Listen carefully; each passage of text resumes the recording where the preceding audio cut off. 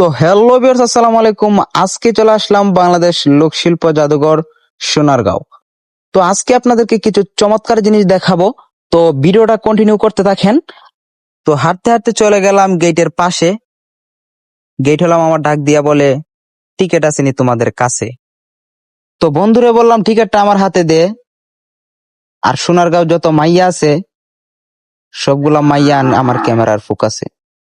তো খুব ভদ্রভাবে টিকিটটা দিলাম ওনার হাতে, কারণ উনি আমাদের সাথে খুব সুন্দর ব্যবহার করছে। অবশেষে ঢুকে পড়লাম পার্কের ভিতরে। সামনে দেখা যায় এক মোল্লা ভাই মাইয়া নিয়ে ঘুরতাছে। তো গাছ যেহেতু বলছিলাম আপনাদেরকে চমৎকার কিছু দেখাবো, তো আপনাদেরকে চমৎকার কিছু দেখাতে চলেছি। আপনারা ভিডিওটা একটু কষ্ট করে কন্টিনিউ করতে থাকবেন। ভিডিওটার মাধ্যমে অনেক কিছু দেখতে পারবেন। পুরো জাদুঘরটা আপনি দেখতে পারবেন, জাদুঘরে কি কি আছে। তো এই জায়গায় অনেক পুরনো জিনিসপত্র আছে, ওইগুলার নাম আমি জানি না। আপনারা দেখেন, আপনাদেরকে দেখাইতেছি। তো পুরনো জিনিসপত্র দেখাইতে দেখাইতে সামনে চলে আসলো অরিজিনাল জিনিস। বন্ধু যেমনে ফোকাস করলি, তুই তো আসলে একটা জিনিস। তো টোটালি এই জায়গাটা আমার অনেক ভালো লাগছে, কারণ দুই বন্ধু অনেক রোদে জার্নি করে গেছি। তো মনে করেন যাওয়ার পরে এসির বাতাস আর এদিকে মাইয়াদের বাতাস, দুইটা মনে করেন আমাদেরকে শীতল করে ফেলছে। ঠিক আছে, তো আপনারা সাথে থাকেন, অনেক মাইয়া দেখতে পারবেন। এই জায়গায় বেশি মাইয়ারাই আসে, কারণ এই জায়গায় জাদুঘর। তো মাইয়ারা তার বয়ফ্রেন্ডকে জাদু করতে আসে বা শিখতে আসে, আবার অনেকে হাজবেন্ডকে জাদু করতে আসে। মনে করেন সারাদিন এই জায়গায় শুধু মাইয়া আর মাইয়া। আসলে আমি এই জায়গাটা ঘোরার পরে বুঝতে পারলাম যে বাংলাদেশে কত পার্সেন্ট মাইয়া আছে। নয়তো আগে আমি জানতামই না বাংলাদেশে যে এত মাইয়া আছে।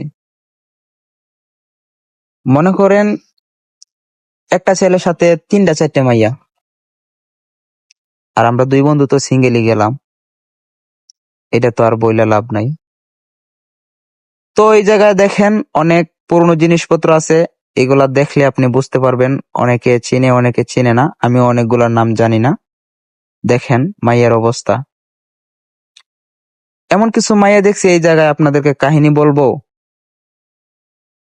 মনে করেন ওইগুলা ভিডিও আমরা করতে পারি নাই বা করি নাই, ইচ্ছা করলে করতে পারতাম। তো যাই হোক, আমার বন্ধু বলতেছে যেহেতু সোনারগাঁও এলাম ঘুরতে, তাই আমার গার্লফ্রেন্ডের জন্য 2টা কানের দুল লই কিন্নি। তো বন্ধু তার গার্লফ্রেন্ডের জন্য 2টা কানের দুল লইলো কিন্নি, আর আমি ভাবতাছি কিনলেও কারে দিব আইনে। তো আমি আর কিছু কিনি নাই, ভাবছিলাম আম্মুর জন্য একটা ব্যাগ কিনবো। তো আম্মুরে ভিডিও কলে দেখাইলাম, আম্মু নাকি বলে চয়েস হয় না।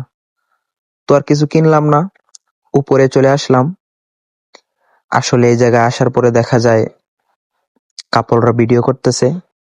তো আর আমরা ওইদিকে না গিয়ে আমরা অপর পাশে চলে আসলাম। আসলে কিছু পুরনো জিনিসপত্র দেখতে পারতেছেন আপনারা, খুবই চমৎকার ভাবে রাখছে ওনারা, যত্ন সহকারে।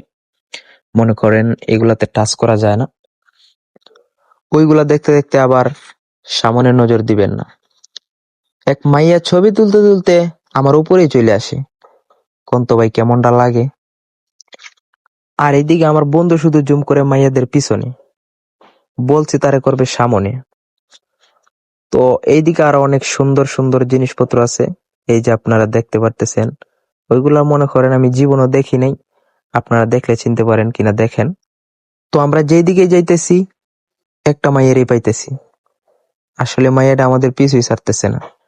এত কিছু দেখার পরে ভিডিও করব না তা কি আর হয়?